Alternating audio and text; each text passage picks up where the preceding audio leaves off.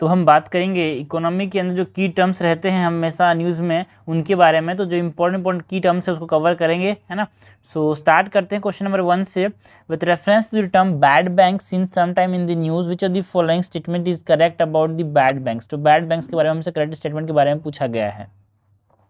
Bad bank is a status given to a bank with outstanding non performing assets. No, जिनके पास non performing assets है उनको bad bank बोलते हैं क्या? नो। बैड बैंक जो है कमर्शियल बैंक जिनके पास एनपीए है, जिनका बैंक्स के लोन वापस चुका नहीं रहे हैं, उनको रिजॉल्व करने के लिए बनाया जाता है। बिल्कुल सही बात है। Bad bank help commercial banks to resolve their bad loans. ठीक है। जो ये हमारे पास है ना बैड बैंक, कुछ नहीं होते भाई, they are generally asset reconstruction companies. ठीक है, मनी को रिकवर करने में हेल्प करते हैं। So these are nothing but these are asset reconstruction companies.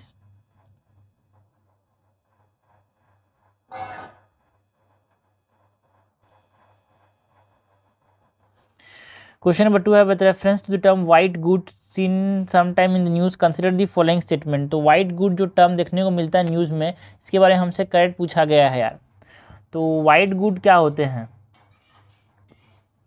White goods are big consumer appliances which traditionally were available only in white color। बिल्कुल सही बात है। ऐसे ट्रेडिशनल अप्लायंसेज जो कि वाइट कलर में मिलते हैं, जैसे कि हमारे पास एसी हो गया, है ना, जनरली फ्रिज जो हो गया, ठीक है, वॉशिंग मशीन हो गया, ये सब जो होते हैं ना जनरली, है ना, जैसे अवन हो गया, है ना, ये सब चीज़ जो जनरली वाइट कलर में देखने को मिलते हैं उनको कलेक्टिवली वाइट गुड्स के नाम से देते हैं। बिग अप्लायंसेज हैं ये, है ना, तो नाम समझ जाना। ट्रेडिशनली भाई, ट्रेडिशनली बहुत समय से ऐसे आ रहे हैं। ठीक है, रेफ्रिजरेटर्स ये सब। सो ये करेक्ट हो गया। क्वेश्चन नंबर 2 है विच ऑफ द फॉलोइंग। ऐसे कभी कभी आते हैं यार बीच में, तो आपको लगेगा यार बाउंसर टाइप का क्वेश्चन आ गया, हाँ, बट लेकिन आसान होते हैं। एक बार आपने सुना रहा तो आप हमेशा याद रहोगे, कभी गलती नहीं होगी यार। Which of the following statement is true about the term roll over related to economy. तो रोल ओवर का मतलब क्या समझते हो इकोनॉमी में, जो कि न्यूज़ में देखने को मिलता है यार। ठीक है, तो रोल ओवर मतलब क्या होता है? It is a practice of publishing new credit scheme by public sector bank wherein existing customer can transfer their old credit. ना भाई ना, ये रोल ओवर नहीं है। It is a practice of refinancing of debt with payment of additional fee. बिल्कुल सही बात है। रोल ओवर मतलब आपको जो पहले से जो कर्ज है ना, एडिशनल फी के साथ आपने क्या किया है? रीफाइनेंस किया है। ठीक है, बोरोवर जो होता है वो पैसा देता है किसको? लेंडर को, है ना, in order to extend the loan due date. Okay, so this is correct, B statement is correct.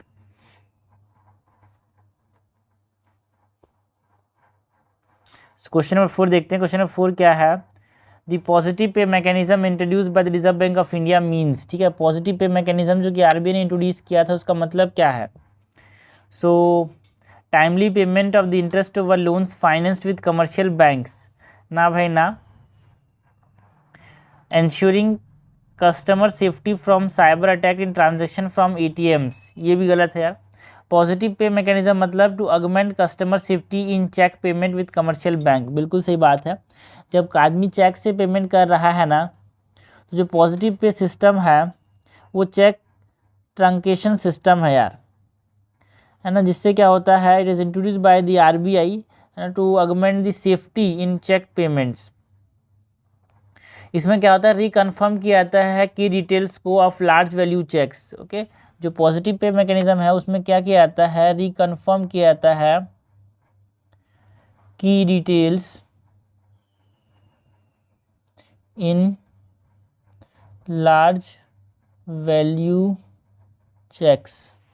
RBI ने लॉन्च किया था, बिल्कुल सही बात है। क्वेश्चन नंबर 5 है consider the following statement. Okay, which of the following statement is incorrect regarding the border adjustment tax propose recently. तो border adjustment recently तो प्रपोज नहीं हुआ था, हाँ, बट ये कभी भी आया था न्यूज़ में। ठीक है, और कभी भी हमसे पूछा जा सकता है।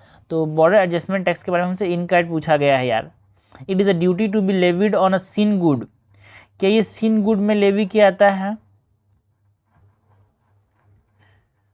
प्रोसीड और okay, it is a duty levied on sin good proceeds of which would be used for border area development. ना भाई ना, ये बैट जो है that is border adjustment tax, ये जो है ना इम्पोर्टेड गुड्स में लेवी किया जाता है in addition to the custom duty जो लगता है।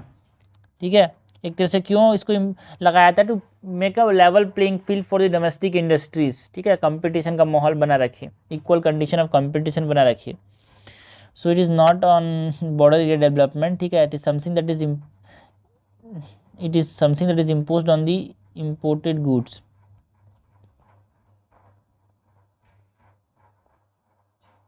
सो दिस इज इनकरेक्ट यार, तो आंसर तो यही हो जाएगा, बट आगे देखते हैं। It is a duty to be levied on imported goods in accordance with the destination principle of taxation, बिल्कुल सही बात है। WTO rules allows for such taxation adjustment, but the tax must be applied equally to the imported and like domestic products। सही बात है, दोनों में लगेगा। The tax is intended to provide a level playing field for domestic industries, बिल्कुल सही बात है। क्वेश्चन नंबर 6 क्या है? Which of the key statement is correct regarding the consol bond. Consol bond के बारे में कौन सी स्टेटमेंट सही है भाई? जो न्यूज़ में रहता है उसके हमको पूछा गया है, ठीक है। तो जो कॉन्सूल बॉन्ड होते हैं is a fixed income security with no maturity date, बिल्कुल सही बात है यार। ये हमारे पास ऐसे परपेचुअल बॉन्ड्स, इनको अलग नाम से भी जानते हैं, ठीक है। Consol bonds are also known as AKA, they are also known as perpetual bond. इनमें फिक्स इनकम इंस्ट्रूमेंट होते हैं, कोई मैच्योरिटी डेट नहीं होता कि इस मैच्योरिटी के बाद इसको रिडीम कर सकते हो, ऐसा नहीं है। कोविड-19 बहुत ज़्यादा देखने को मिला है ना, हमारे पास नेशनल लॉकडाउन में हमारे पास ये जो कॉन्सोल बॉन्ड थे वो इंट्रोड्यूस किए गए थे, ठीक है। This are other type of equity not debt, ठीक है ना। आप मैच्योरिटी कोई डेट नहीं होता, बट आप जब भी इसको लो, अब इससे कभी वापस करो तो आपको पैसा उतना मिल जाएगा, ठीक है। तो ये चीज़ है फिक्स्ड इनकम सिक्योरिटी, ठीक है, नो मैच्योरिटी डेट। ओके क्या लिखा है? Consol bond were majorly used by the American government during the world war 2। ना भाई ना, इसको ब्रिटिश गवर्नमेंट ने वर्ल्ड वॉर 1 के समय इस्तेमाल किया था। Once sold, consul bond cannot be redeemed at issuer direction or issuer discretion and only can be redeemed at agreed time period। भाई जब हमने बोल दिया है bond can be redeem at issuer discretion, ठीक है, so this is incorrect. Interest on consol bond are paid for the agreed time only. तो interest payment होता है ना, वो एग्रीड टाइम में नहीं, हमेशा के लिए देते हैं, है ना, हमेशा इंटरेस्ट देते रहते हैं। सो this is incorrect. Question number 7 है which the following statement is correct about the shared economy. हमसे करेक्ट पूछा गया कि इसके बारे में, शेयर्ड इकोनॉमी के बारे में। It is a type of economic system wherein private players and government almost have equal share in the economy in terms of volume of economic activity। क्या शेयर्ड इकोनॉमी में, है ना, क्या शेयर्ड इकोनॉमी में हमारे पास जो प्राइवेट प्लेयर्स होते हैं और जो हमारे पास गवर्नमेंट है उनमें इक्वल शेयर होता है, उसको हम क्या बोलते हैं यार? उसको हम शेयर्ड इकोनॉमी बोलते हैं क्या? ना। तो शेयर्ड इकोनॉमी किसको बोलते हैं? It is a type of economic system where in people prefer to buy domestic goods and imported goods in equal proportion which is reflected in the country trade। ना, इसको भी हम नहीं बोलते shared economy। It is a type of economic system which highlights on the ability of individual to rent or borrow goods rather than own them। बिल्कुल सही बात है, खुद को रखने के बजाय कोई आदमी उसको उधार ले रहा है, बोरो कर रहा है या फिर रेंट पे ले रहा है ना, उसकी एबिलिटी को नापने के लिए हमारे पास ये शेयर्ड इकोनॉमी का जो टर्म है वो न्यूज़ में था यार। क्वेश्चन नंबर 8 है which of the following are the main components of the capital account part of the balance of payment. तो मैंने बात की थी हमारे पास बैलेंस ऑफ पेमेंट में, ठीक है, बैलेंस ऑफ पेमेंट में एक कैपिटल है, एक करंट है। So capital is something that is related to what? Capital is something that is related to asset and liabilities. तो यहाँ पे लायबिलिटीज़ मतलब यहाँ पे लोन्स की बात होगी, एक्सटर्नल कमर्शियल बोरोइंग्स की बात होगी, फॉरेन डायरेक्ट इन्वेस्टमेंट की बात होगी, फॉरेन पोर्टफोलियो इन्वेस्टमेंट की बात होगी। So imports and exports are the part of the current account, ठीक है।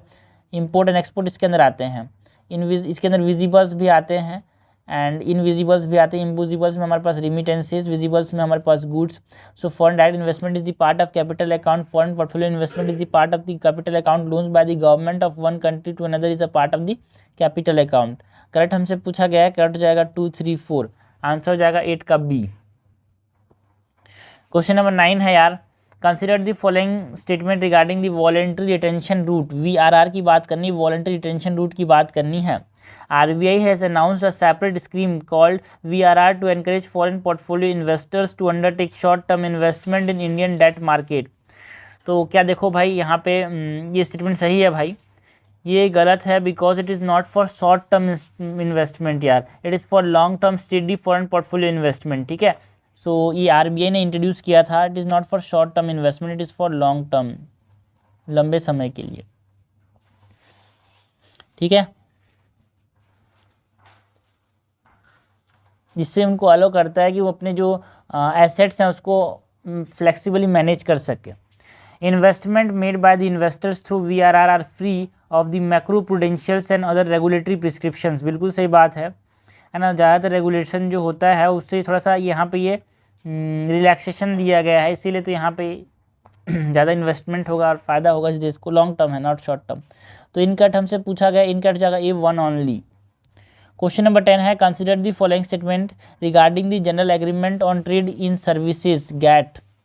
गैट की बात करनी जो कि कोविड के समय बहुत न्यूज़ में था यार, general agreement on trade in services. It provide a framework of rules governing service trade on all services on all services including service applied in the exercise of government of authority। तो यहाँ पे सारे के सारे services हैं, नहीं भाई, दो एक्सेप्शन है यहाँ पे, सर्विसेज सप्लाइड बाय और services supplied in exercise of government authorities को कवर नहीं किया जाता। And coverage measure affecting air traffic rights, ठीक है, इसको यहाँ पे मेज़र नहीं किया था, मतलब जो एयर ट्रांसपोर्ट सर्विसेज हैं वो और जो गवर्नमेंट जो सर्विस अथॉरिटी जो सप्लाई करती है वो, this are excluded from this गैट। टू एक्सेप्शंस यहाँ पे लिख देता हूँ मैं, government authority services and air transport services. The agreement also provide a mechanism for resolving dispute between countries। बिल्कुल सही बात है, ये डिस्प्यूट रिजॉल्व करने की मैकेनिज्म भी प्रोवाइड करता है। GATT divides service into 4 categories in which mode 1 implies service provided by a foreign entity that is commercially present in another country। सही बात है यार, 4 कैटेगरी में 4 मोड में डिवाइड करते थे, सही बात है। जो मोड 1 है ये क्या है, क्रॉस बॉर्डर सप्लाई की बात करता है। ठीक है, ठीक है, इस क्रॉस बॉर्डर सप्लाई मतलब जो डिस्टेंस लर्निंग है, कंसल्टेंसी है, बीपीओ सर्विसेज है, उनकी बात ये करता है। Not about the service provide by a foreign entity that is commercially pressed in another country. तो ये हमारे पास जो है जैसे होटल्स हो गया, बैंकिंग हो गया, एंड सो एंड, ये हमारे पास मोड 3 के अंदर आते हैं। मोड 3 के अंदर फॉरेन कमर्शियल प्रेजेंस आता है। ठीक है, मोड 1 के अंदर हमारे पास क्या आता है, क्रॉस बॉर्डर सप्लाई। यानी जो डेफिनेशन दिया है वो मोड 3 में दिया है। Mode 3 deals with what, foreign commercial presence. So this is incorrect यार, हमसे क्या पूछा है, करेक्ट पूछा है, करेक्ट हो जाएगा 2 ओनली, आंसर हो जाएगा B.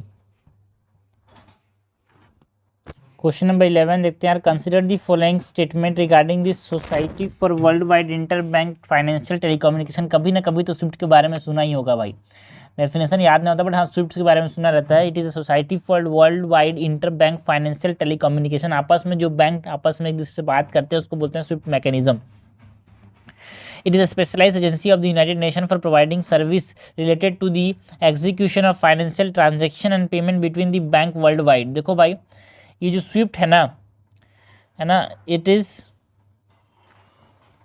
not a agency of United Nations but it is a Belgian cooperative society। ठीक है,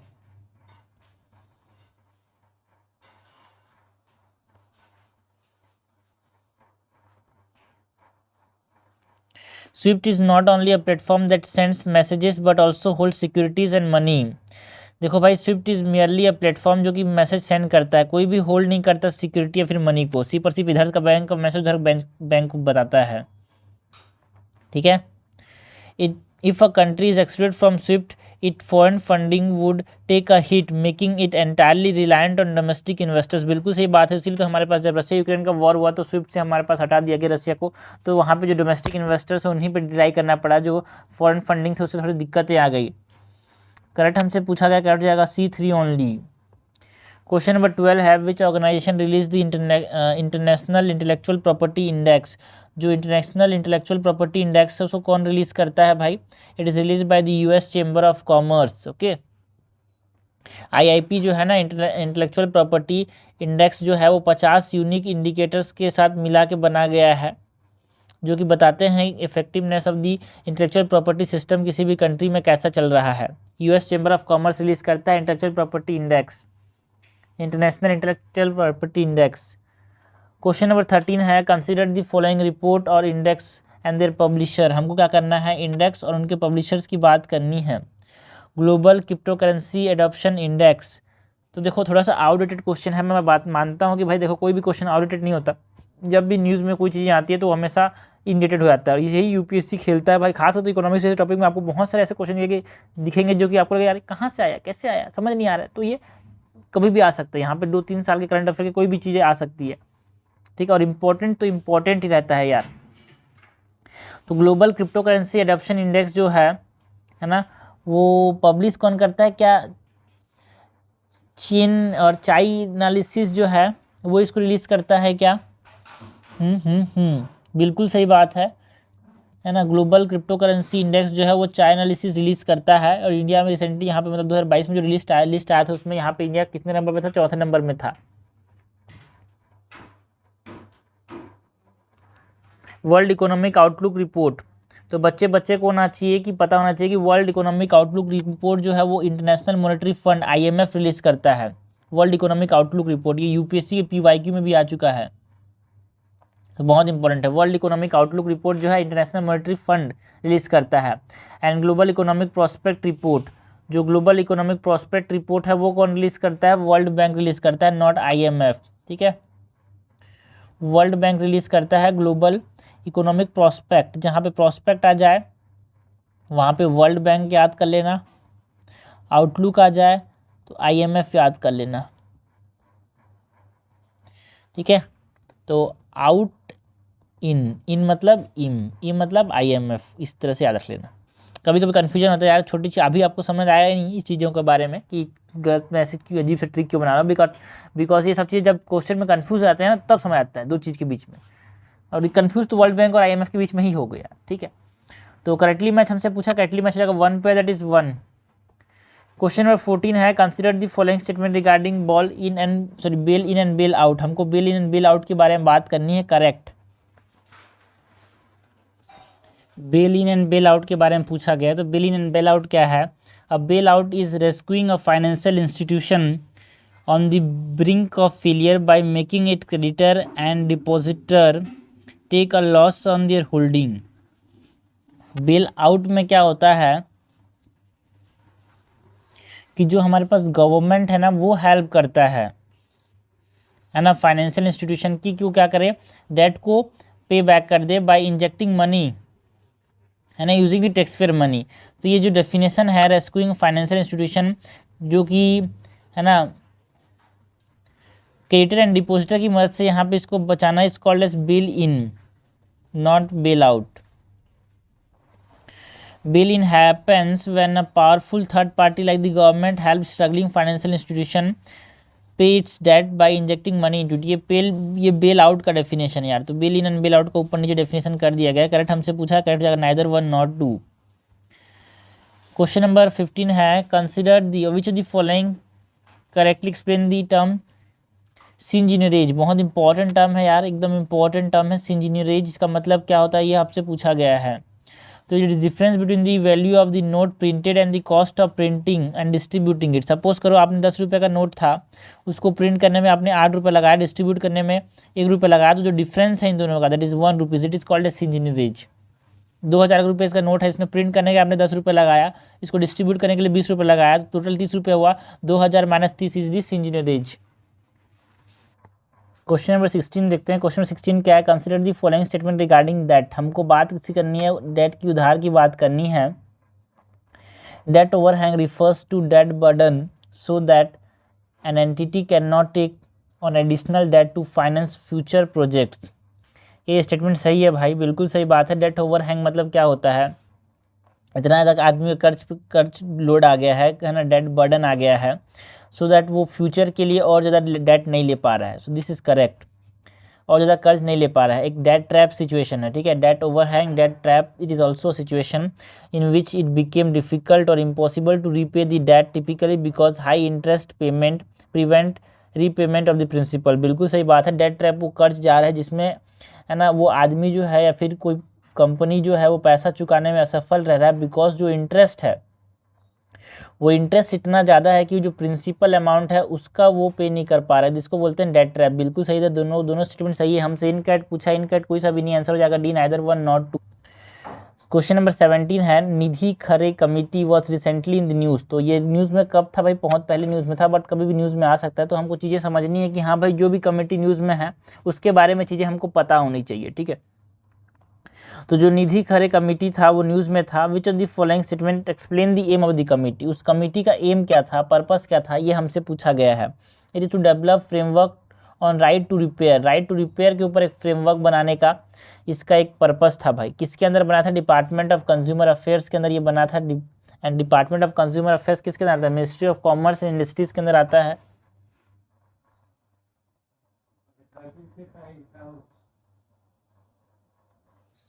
ओके एंड ये इसका ओरिजिनल आइडिया कहाँ से आया भाई? जो motor vehicle owner right to repair act है उससे। ओके, राइट टू रिपेयर मतलब क्या है? गवर्नमेंट लेजिस्लेशन ऐसा है कि वो अलाउ करता है कंज्यूमर को the ability to repair and modify their own consumer electronic device, ठीक है।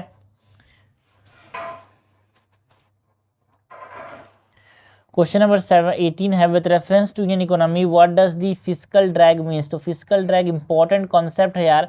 फिस्कल ड्रैग मतलब क्या होता है? It is a situation where income growth और inflation move tax payer into high tax bracket.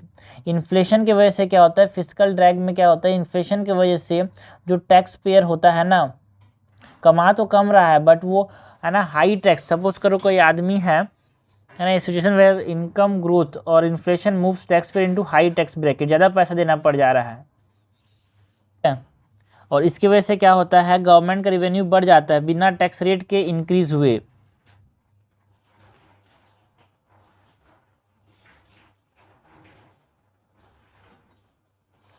With reference to Indian economy what does haircut means. तो haircut बहुत important term है यार। Okay, hair term, मैं directly इस terms का मतलब बताते जा रहा हूँ, बाकी सबको मतलब समझाना हमारा कोई फ़ायदा नहीं है। So the lower than market value placed on an asset, है ना, being used as collateral for loan.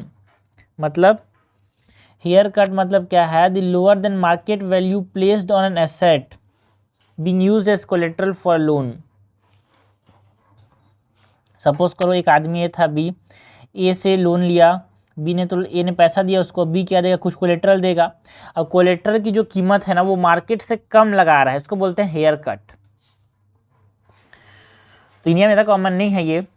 Question 20 है, consider the following statement regarding the term और various term used in the economy. Helicopter money, it is the flow of fund from one country to another in order to earn a short term profit on interest rate difference and anticipate exchange rate shift. गलत बात है यार। Helicopter money में helicopter से लोगों को पैसा दिया जाता है जिससे वो क्या करें? पैसा खर्चा करें, डिमांड जनरेट करें इकोनॉमी के अंदर। हम तो एक तरह से आप समझ लेना ये पॉलिसी है गवर्नमेंट का जिससे हम कंट्रोल कर सकते हैं, है ना, स्टैग्नेशन को या फिर रिसेशन को। Hot money is an unconventional monetary policy which involve printing large sum of money and distributing it to public to stimulate the economy during a recession. गलत बात है यार। हॉट मनी मतलब it is the flow of fund from one country to another in order to earn short term interest, है ना, और short term profit on interest rate difference. So this is incorrect. तो एक दूसरे से exchange हो गया है, ठीक है। हॉट मनी का मतलब समझना भाई, एक जगह से दूसरी जगह पैसा भेज रहे हो, है ना। अब आप जान रहे हो कि आपके पास ये जो पैसा है आप उसको भेज दिए, वापस जब ये आएगा तो इसका इंटरेस्ट रेट बढ़ जाएगा, एक्सचेंज रेट बढ़ जाएगा, तो हमको पैसा वापस से मिल जाएगा। तो short term interest, short term profit के लिए यहाँ पे इसको किया जाता है एक्सचेंज रेट के डिफरेंस के, इसको फ्लक्चुएशन को एक बार कैलकुलेट करके। आपने 100 रुपया दिया, इसको 100 रुपया दिया, एक्सचेंज रेट उस समय 20 था, अब इसने वापस जब दिया एक्सचेंज रेट 19 हो गया, आपका 100 ज़्यादा आएगा ना भाई, ठीक है। तो उसी को प्रॉफिट बोल के इसको बोलते हैं हॉट मनी। करेक्ट हमसे पूछा गया, करेक्ट तो कोई सा भी नहीं है भाई, आंसर हो जाएगा neither one not two, D is correct. Question 21 है consider the following pair regarding term related to taxation and their meaning. कुछ टर्म्स दिए हैं टैक्सेशन के संबंधित, उसके मीनिंग की हमको बात करनी है। Tax buoyancy, the responsiveness of tax revenue to change in the tax rates, है ना। टैक्स रेट को चेंज करने से जो टैक्स रिवेन्यू में जो चेंज आता है उसको हम क्या बोलते हैं, टैक्स बॉयंसी बोलते हैं। क्या? बिल्कुल गलत है, because tax buoyancy is an indicator of the measure of the efficiency of responsiveness of revenue mobilisation in response to growth in the GDP और नेशनल इनकम। ठीक है, मतलब हमारे पास ये जो है ये टैक्स बॉयंसी है यार। The responsiveness of tax revenue mobilisation in response to growth in GDP और नेशनल इनकम, मतलब टैक्स रिवेन्यू मोबिलाइजेशन से क्या प्रभाव पड़ रहा है जीडीपी ग्रोथ पे। सो फर्स्ट इनका टैक्स इलास्टिसिटी क्या है। टैक्स इलास्टिसिटी मतलब ये भी डिफरेंट हो जाएगा भाई। टैक्स इलास्टिसिटी मतलब हमारे पास जो रेस्पॉन्सिवनेस है टैक्स रिवेन्यू का to the change in tax rates. Okay, तो it is defined as the ratio of percentage change in the tax revenue upon percentage change in the tax rate.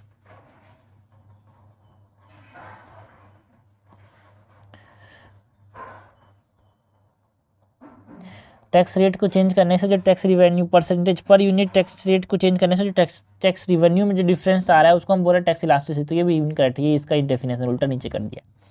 Tax expenditure, tax buoyancy something that is related to GDP, tax elasticity is something that is related to tax rates, and tax expenditure the revenue foregone as a result of various exemptions and concessions और concession given by the government। बिल्कुल सही बात है।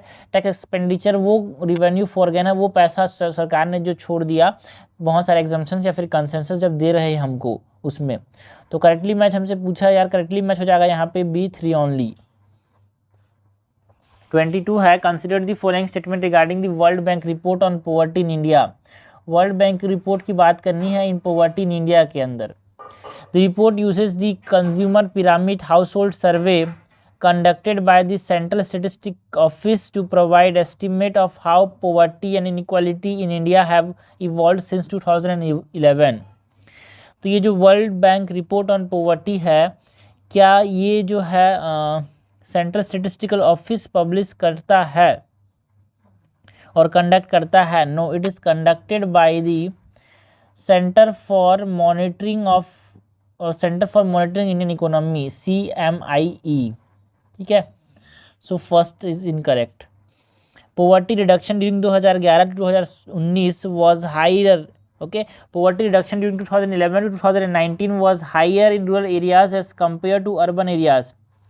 बिल्कुल सही बात है यार, गरीबी जो है कम ठीक हुई है रूरल एरियाज में as compare to urban areas. बिल्कुल सही बात है।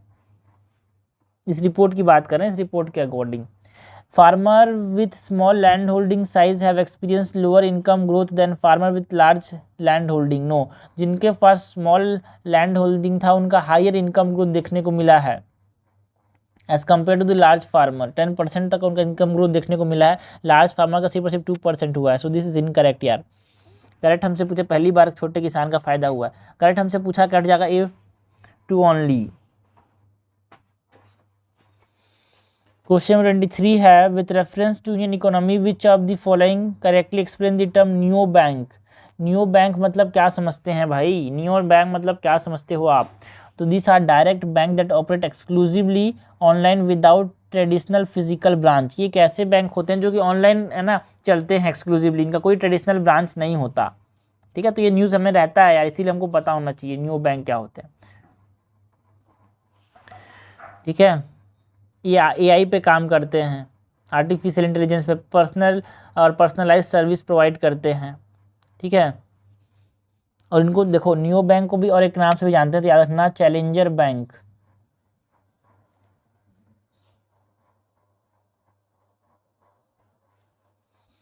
क्वेश्चन 24 है what do you mean by venture fund with reference to Indian economy. तो वेंचर फंड क्या होते हैं?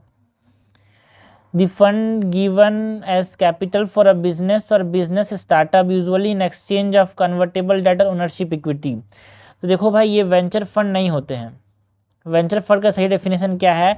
दी हेज फंड मतलब जो लार्ज कैपिटलिस्ट जो होते हैं, ठीक है, that typically bye bond issued by financial distressed firm and venture capitalist का पहला डेफिनेशन जो है वेंचर कैपिटलिस्ट का है, हमको वेंचर फंड बोला है। तो हैज फंड मतलब लार्ज पैसे का फंड होता है जो कि टिपिकली बाय करते हैं बॉन्ड्स जो कि इशू करता है financially distress firm and country in the secondary market at discounted price. बिल्कुल सही बात है।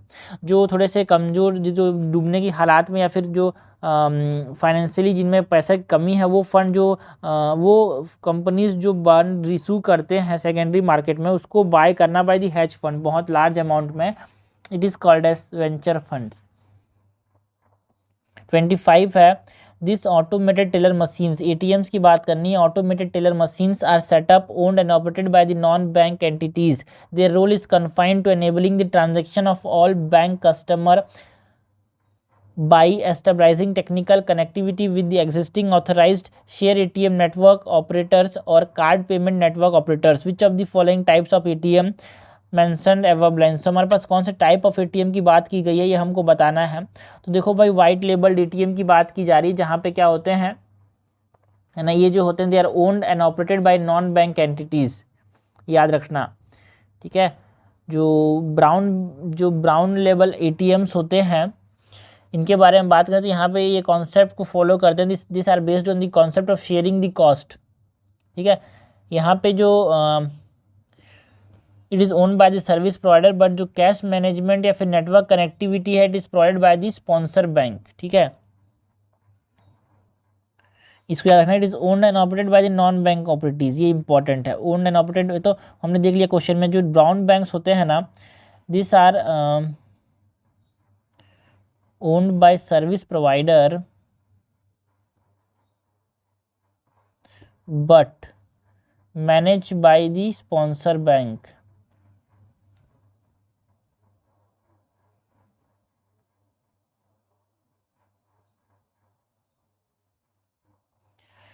लास्ट क्वेश्चन 26 है what do you mean by regulatory sandbox. हमको रेगुलेटरी सैंडबॉक्स की बात करनी है with reference to Indian economy. Regulatory sandbox की बात करनी है। What is sandbox? Regulatory sandbox यार ये कुछ नहीं है, it is live testing of new product और सर्विसेज इन अ कंट्रोल्ड या फिर रेगुलेटरी इन्वायरमेंट। ठीक है, जो नए प्रोडक्ट्स हैं उनको टेस्टिंग करने की बात करते हैं कंट्रोल या फिर रेगुलेटरी इन्वायरमेंट में। ठीक है, सिंपल सी कॉन्सेप्ट है ये, तो ये सब हमको याद होना चाहिए। रेगुलेटरी सैंडबॉक्स का भी कोई क्वेश्चन आ जाता है तो ये हमने देखा भाई है ना, की कॉन्सेप्ट और की टर्म्स इन न्यूज़ है ना इन इकोनॉमी।